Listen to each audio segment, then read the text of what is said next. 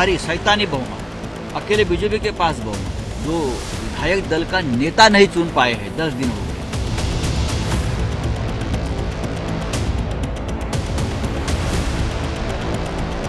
इसके बारे में डिसीजन जो है तो एकनाथ शिंदे साहब लेंगे, पार्टी के वो मुख्य नेता हैं, वो जो भी डिसीजन लेंगे हमें वो एग्री रहेगा। राजनीतिक गिरावट की कहानी है महायुति गठबंधन। जो भी निर्णय है, ये निर्णय बीजेपी का हाईकमांड ने लेना है, किसको मुख्यमंत्री बनाना है। सीएम पद को लेकर एकनाथ शिंदे ने एक बड़ा बयान दिया। उन्होंने कहा कि मोदी शाह सीएम के लिए जिसका नाम तय करेंगे उसे समर्थन। मैंने अपना पूर्ण समर्थन दिया है, कोई किंतु परंतु नहीं, ये कहना एकनाथ शिंदे का। जनता को जैसी सरकार चाहिए वैसी मिलेगी। मैंने अपना पूर्ण समर्थन दिया है। क्या कुछ उन्होंने कहा, सुनवाते हैं आपको। जनता को जैसे सरकार चाहिए वैसे सरकार मिलेगा। मैंने बुधवार के दिन पूरी तरह मेरी भूमिका स्पष्ट की हुई है। आदरणीय प्रधानमंत्री जी, आदरणीय गृह मंत्री अमित भाई जो मुख्यमंत्री पद के बारे में तय करेंगे उसको मेरा पूरा समर्थन मैंने ऑलरेडी दे दिया है। आप ही कुछ बोलोगे क्या, मुझे बात करने है। पूरी तरह मैंने मेरा समर्थन दिया है, उसके लिए कोई किंतु परंतु नहीं है। और स्पष्टता से मैंने कहा है, मैं पूरी स्पष्टता से मेरी भूमिका व्यक्त करने वाला कार्यकर्ता हूँ। एकनाथ शिंदे को आपने सुना। सीधे मैं आपको ठाणे लिए चलता हूं। वैभव परब हमारे सहयोगी वहां पर मौजूद हैं। वैभव, अगर एकनाथ शिंदे कह रहे हैं कि अब कोई किंतु परंतु नहीं, तो इसका मतलब यह निकाल लिया जाए ना कि मुख्यमंत्री को लेकर वाकई में वहां पर कोई किंतु परंतु नहीं है। देखिए, एकनाथ शिंदे साफ तौर पे बता रहे हैं कि मेरी तो कोई भूमिका नहीं है, जो भी है निर्णय है वो अमित शाह और नरेंद्र मोदी को लेना है। फिलहाल एकनाथ शिंदे बार बार नाराज क्यों होते नजर आ रहे हैं, इसको लेकर महाराष्ट्र में चर्चा हो रही है। देखो, सीएम पद पर दावा तो एकनाथ शिंदे ने छोड़ दिया है, लेकिन जो होम मिनिस्ट्री है उसको लेकर एकनाथ शिंदे अड़े हुए हैं क्या, इसके बारे में अब महाराष्ट्र में चर्चा है। देखो, 2 दिन की विश्रांति के बाद अब एकनाथ शिंदे ठाणे लौट रहे हैं। ठाणे लौटने के बाद अपने कई विधायकों से, नेताओं से मिलने की संभावना यहाँ पे जताई जा रही है। तो सवाल यही है कि एकनाथ शिंदे डिप्टी सीएम पद लेंगे, और एकनाथ शिंदे अगर डिप्टी सीएम पद लेते हैं तो उसके साथ उनके पास पहले नगर विकास का डिपार्टमेंट रहता था, पर नगर विकास की जगह एकनाथ शिंदे अब होम डिपार्टमेंट पर अड़े हुए हैं। ये संभावना ज़्यादा यहाँ पे दिखाई दे रही है, क्योंकि होम डिपार्टमेंट इसके पहले 2014 में हो या 2022 में एकनाथ शिंदे की सरकार आने के बाद देवेंद्र फडणवीस के पास ये पूरी तरह से विभाग रहा है। लेकिन अब ये विभाग एकनाथ शिंदे की लोग यानी विधायक चाहते हैं, नेतागण चाहते हैं कि अगर एकनाथ शिंदे सीएम पद पर त्याग देते हैं तो उनके पास उसी प्रमाण का एक होम मिनिस्ट्री जैसा विभाग होना चाहिए। तो इसी को लेकर एकनाथ शिंदे अब अपनी नाराजगी बार बार जता रहे हैं। तो देखना यह दिलचस्प होगा अखिलेश कि थोड़ी समय में एकनाथ शिंदे अपने ठाणे इस आवास पर पहुंचेंगे, और इस आवास पर पहुंचने के बाद कई विधायकों से मुलाकात करने के बाद क्या एकनाथ शिंदे होम मिनिस्ट्री पद का दावा ये भी छोड़ते हैं, क्या उसी पर अड़े रहते हैं, ये देखना दिलचस्प होगा। अखिलेश, ये बताइए वैभव कि एक सवाल अब ये भी खड़ा होता है कि अगर उन्हें नहीं मिलता है, मान लीजिए गृह मंत्रालय की उन लोगों की डिमांड है, नहीं मिले, तो फिर उनके पास विकल्प और क्या बचता है?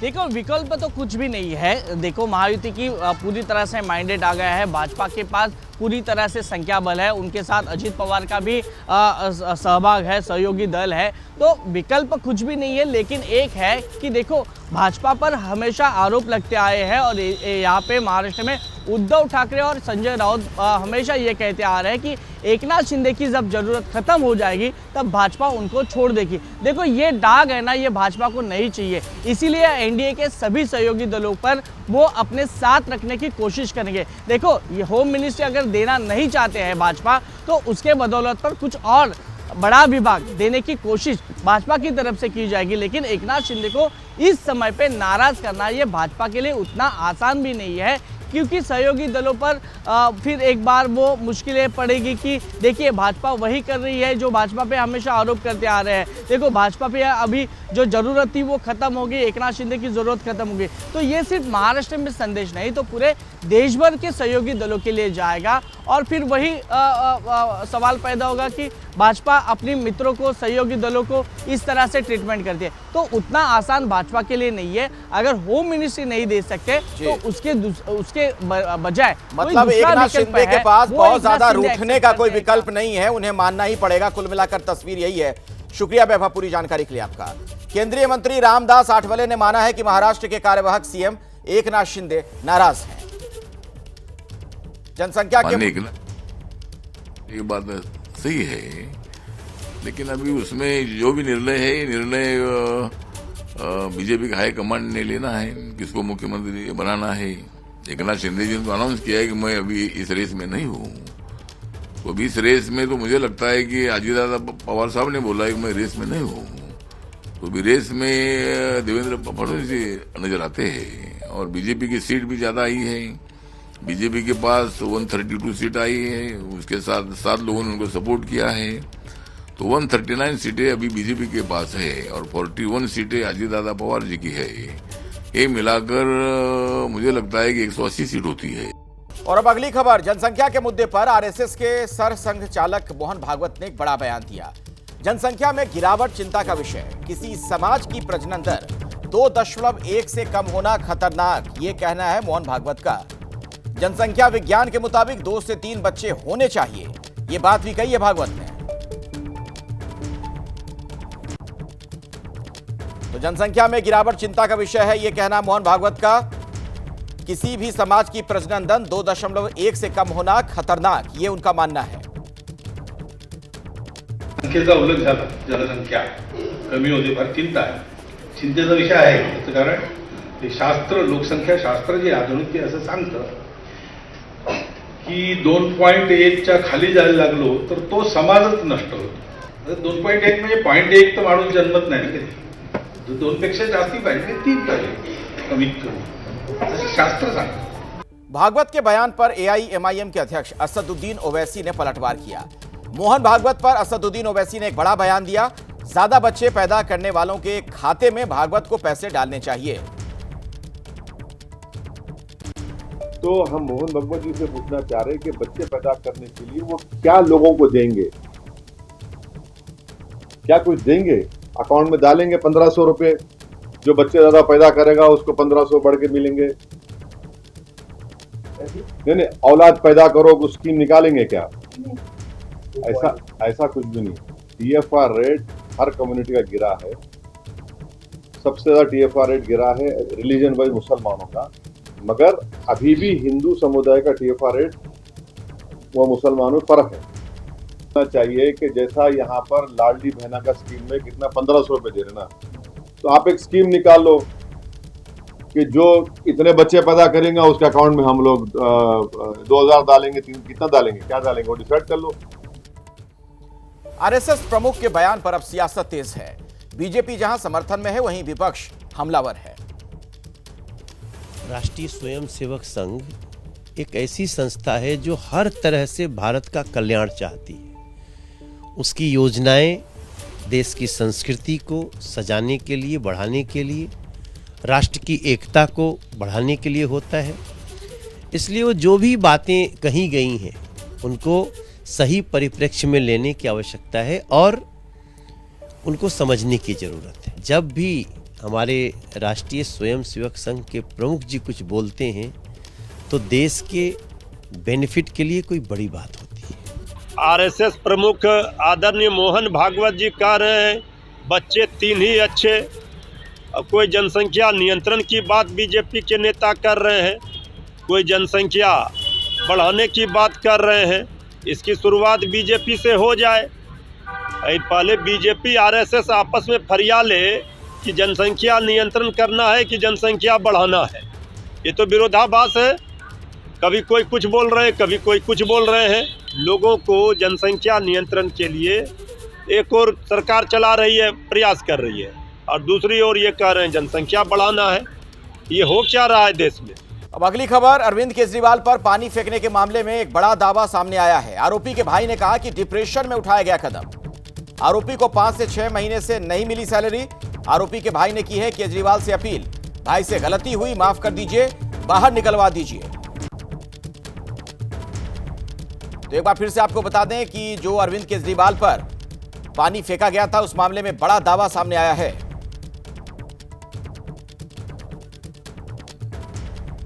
बीते रोज अरविंद केजरीवाल की पदयात्रा के दौरान उनके ऊपर पानी फेंकने की कोशिश की गई और जिस व्यक्ति ने पानी फेंकने की कोशिश की उसे पुलिस ने गिरफ्तार कर लिया है और उससे पूछताछ चल रही है।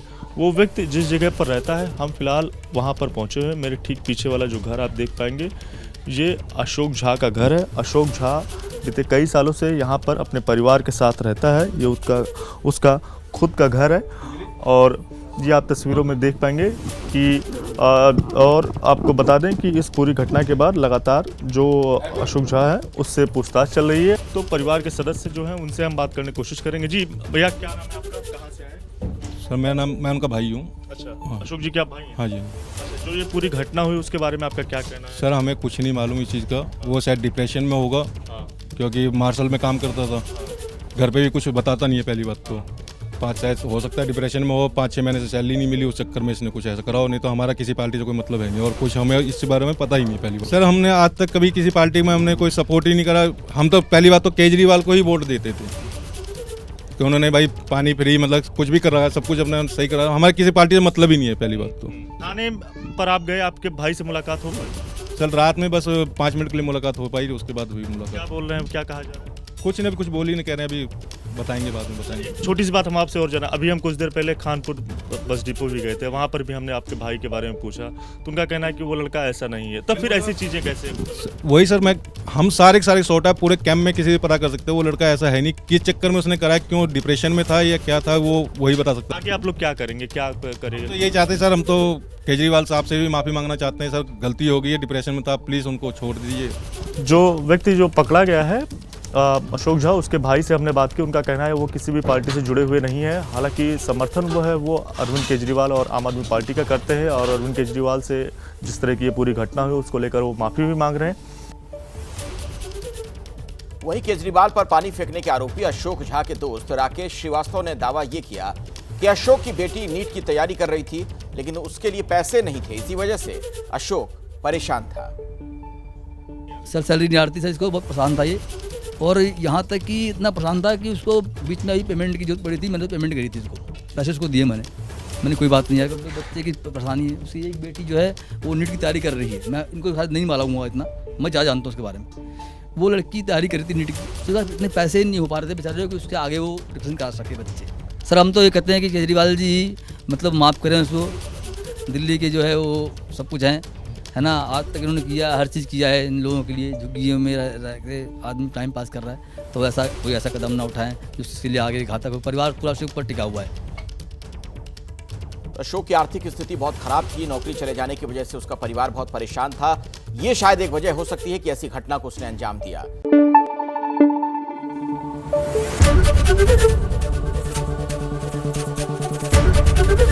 एबीपी न्यूज आपको रखे आगे।